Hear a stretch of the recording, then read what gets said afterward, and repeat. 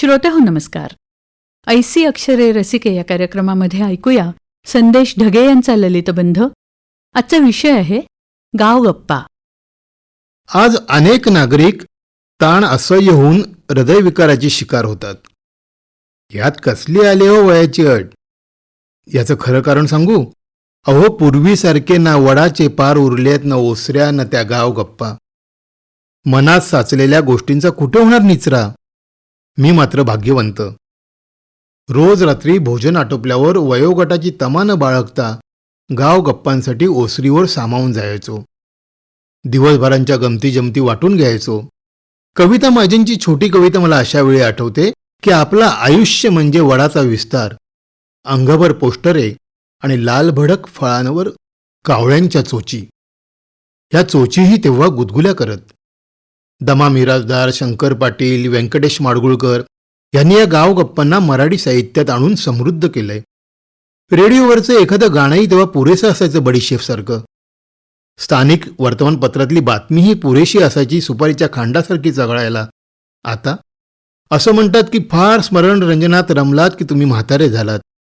पण ते अनुभवच इतके गोंडस होते की वारंवार आठवतातच, उसळी देतात, आजारपण विसरायला लावतात आणि पुन्हा आपल्याला तरुण ययाती करतात.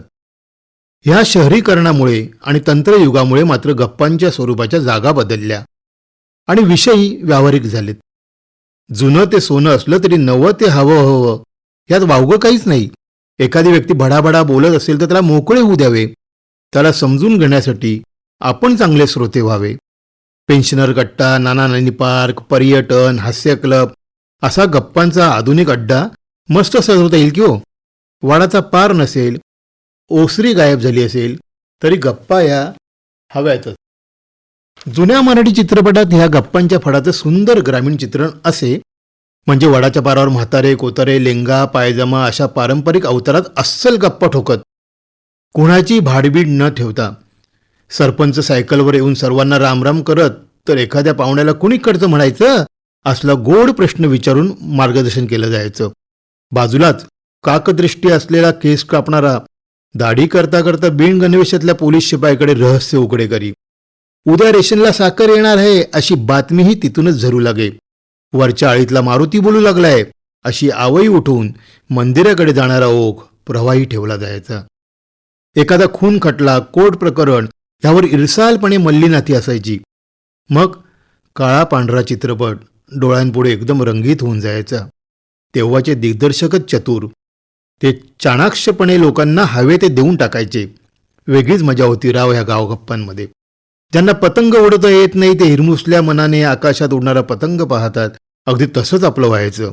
किंवा मग नकळत आपण त्या पडद्यांवरच्या गप्पांमध्ये अलगद जाऊन एक कोपरा अडवायचो.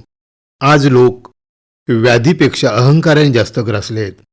म्हणून या गावगप्पांना विशेष महत्त्व. आमचा तो काळ, हा काळ अशी तुलना करण्यापेक्षा बांधिलकी महत्त्वाची नाही का? गप्पा करण्याची मजा तर त्या लोकांसोबत येते ज्यांच्याबरोबर बोलण्याच्या आधी काही विचार करावा लागत नाही. गाव गप्पा. संदेश ढगे यांचा ललितबंध श्रोतेहो आत्ताच आपण ऐकला ऐसी अक्षरे रसिके या कार्यक्रमामध्ये. या कार्यक्रमाला निर्मिती सहाय्य केलं होतं पूर्वा राणे यांनी आणि सादरकर्त्या होत्या ज्योत्स्ना केतकर. आणि याचबरोबर आजचा कार्यक्रम संपला. पुन्हा भेटूया उद्याच्या भागात. नमस्कार.